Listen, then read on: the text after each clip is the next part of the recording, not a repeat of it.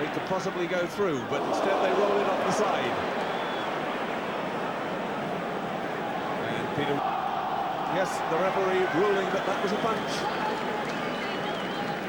He was right, John. We could see it from here. Very, very silly from a guy as experienced as Peter Winterbottom. I mean, to do it on any part of the field is crazy, but in front of your own post, it's even more ridiculous. Well, he certainly swung the arm, but I think he actually hit Wade Dooley's backside. So it wasn't a silly idea, it was a bad shot.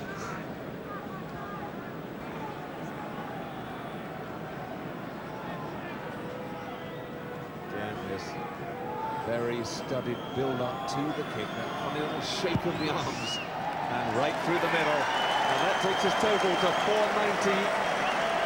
England have got to learn that lesson. You certainly can't give away stupid penalties that were unnecessary. That ball was dead. It was a waste of 3 points. Absolutely. Interesting point about Grant Fox's kicking style and rhythm. Some years ago, he was going through a bad patch. And he's using that strength of his. And the first sign, the first real bit of action for the England fans to cheer. Chris Oaty really using his strength to get out from Rob Andrew. And Guscott almost got that knocked on by New Zealand first, so England. No, the referee, in fact, giving it the other way. I thought he was... And Alan Wetton gets up from the scrum and puts his hands on his head. He can't believe it. It is twisting, said the referee. You were going down. Well, I've got 2 guys either side of me here, both shaking their heads. No team in their right mind collapses the scrum in front of their own post, but it's very difficult for the referee, and he feels he has to impose himself on the front rows, and he's going to penalise someone every time. I guess the trick is don't be in front of your post when he penalises you. Of course, what the detractors from that would say is that precisely because the referee wouldn't expect you to go down in front of your post, sometimes those wily old boys in the front row do exactly that. Well, it's very dark in there, John. I'm sure John Fleming can't see what's happening. I think he must be playing it by numbers at the moment, but at least it's equalled it out anyway. He's got it.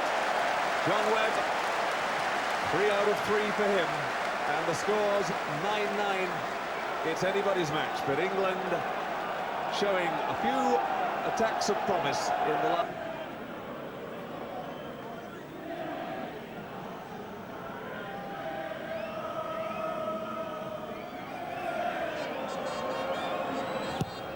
Well, he struck it well, but he pulled it just past the near post, perhaps get a limit of John Webb's range. Once the ball gets up high, the wind is pretty well straight across.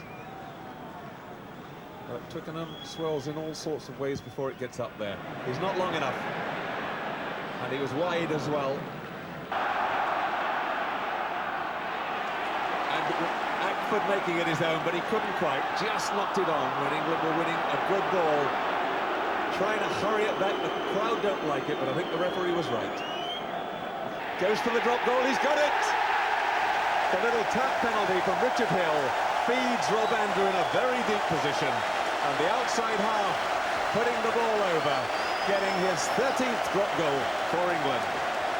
And right on half-time, couldn't be a better time to score any points, but a drop goal there from a cricket free from the scrum. I mean, how many times do you see nowadays? Went backwards, Teague carries it on. In fact, the fumble almost working for England there. Winterbottom feeds it, Guscott puts it up, rights underneath it and makes the mark. The fair catch allows his big number 6 to set up the rack. Chris Oaty joins in. He wanted that one to skip closer to touch. Right hoists it, it goes to Webb. He's outside the 22, can't put it direct into touch, so he just puts a long one back. And Zinzanbrook, the number 8, is there. And nobody can find touch at the moment. John Webb up under it, he's put everybody onside. Bashop tried to run, but hit tremendously by Peter Winterbottom. And the New Zealanders in trouble. It's Craig Innes, but he got it away. Timu cutting back through the middle. Gary Wetton up there. And New Zealand have done very well to carry that ball wide. and bring it out to halfway.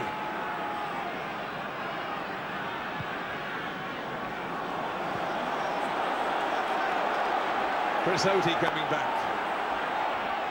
John Webb, and he at last gets the ball into touch. Coming wide, that's Fitzpatrick out on the wing. He won't outflank them, but he'll try and go through them. And some good handling from New Zealand. Mikhail again, but he's wrapped up on the tackle. Comes loose, Michael Jones, now he's dangerous. Kicks through, and Webb fly hacks into touch. And they try to get that one away, but Hill and Guscott getting in each other's way, but the ball did not go forward, says the referee. Oh, a crucial opportunity for New Zealand. It's so difficult to move the ball from a static position.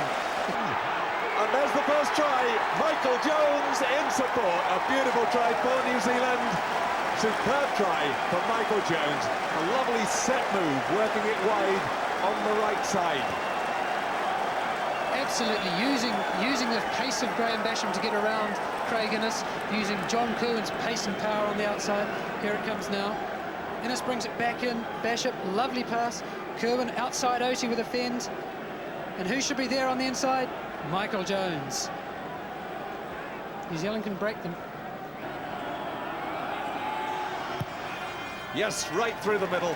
From the moment it left his boot, a superb kick from Grant Fox.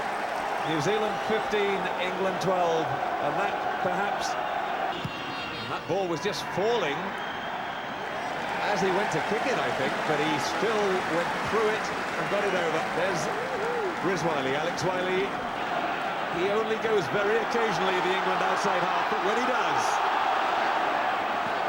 Guscott gets there in support of Oatey, who found no change out of Kerwin. Number 7, Peter Winterbottom penalised for going past the ball and killing it.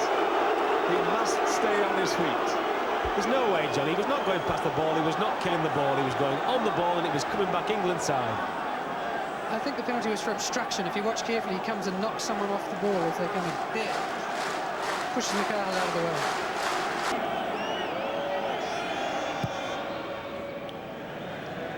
As he got it there, it's hit the post. Come back to Carling. And the England captain's missed touch. This could be dangerous. England need cover on the right.